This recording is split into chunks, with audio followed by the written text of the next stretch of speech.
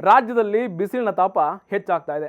ಅದಕ್ಕೋಸ್ಕರ ರಾಜ್ಯದ ಕೆಲ ಜಿಲ್ಲೆಗಳಲ್ಲಿ ಸರ್ಕಾರಿ ಕಚೇರಿಯ ಕೆಲಸದ ಟೈಮ್ನಲ್ಲಿ ಬದಲಾವಣೆಯನ್ನ ಮಾಡಿ ಸರ್ಕಾರ ಆದೇಶ ಕೊಟ್ಟಿದೆ. ವಿಜಯಪುರ, ಬಾಗಲಕೋಟೆ ಹಾಗೂ ಕಲಬುರಗಿ ವಿಭಾಗದ ಎಲ್ಲ ಜಿಲ್ಲೆಗಳಲ್ಲಿ ಸರ್ಕಾರಿ ನೌಕರರು ಬಿಸಿಲಿನ ನಡುವೆ ಕೆಲಸ ಮಾಡೋದಕ್ಕೆ ತೊಂದರೆ ಆಗುತ್ತೆ ಅಂತ ಬೆಳಗಾವಿ ವಿಭಾಗದ ಕರ್ನಾಟಕ ರಾಜ್ಯ ಸರ್ಕಾರಿ ನೌಕರರ ಸಂಘ ಮನವಿ ಮಾಡಿಕೊಂಡಿತ್ತು.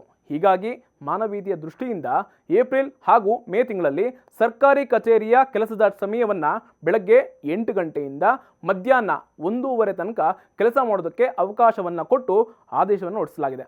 ಈ 3 ಜಿಲ್ಲೆಗಳಲ್ಲಿನ ಸರ್ಕಾರಿ ನೌಕರರು ಹೊಸದಾಗಿ ಆದೇಶ ಮಾಡಿರುವಂತಹ ಟೈಮ್ನಲ್ಲೇ ತಮ್ಮ ಕೆಲಸಗಳನ್ನು ಪ್ರತಿದಿನದಂತೆ ಯಾವುದೇ ಅಡೆತಡೆಗಳಿಲ್ಲದೆ ಕೆಲಸವನ್ನು ಮಾಡಬೇಕು ಅಂತ ಹೇಳಲಾಗಿದೆ.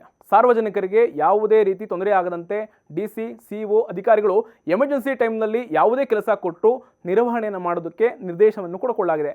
ಆ ಸಮಯದ ಪರಿಮಿತಿ ಇಲ್ಲದೆ ಕೆಲಸವನ್ನು ಮಾಡಬೇಕು ಅಂತ ಸಿಬ್ಬಂದಿ ಹಾಗೂ ಆಡಳಿತ ಸುಧಾರಣೆಯ ಇಲಾಖೆಯ ಸರ್ಕಾರದ ಅಧೀನ ಕಾರ್ಯದರ್ಶಿಯವರು ಆದೇಶವನ್ನು ಹೊರಡಿಸಿದ್ದಾರೆ.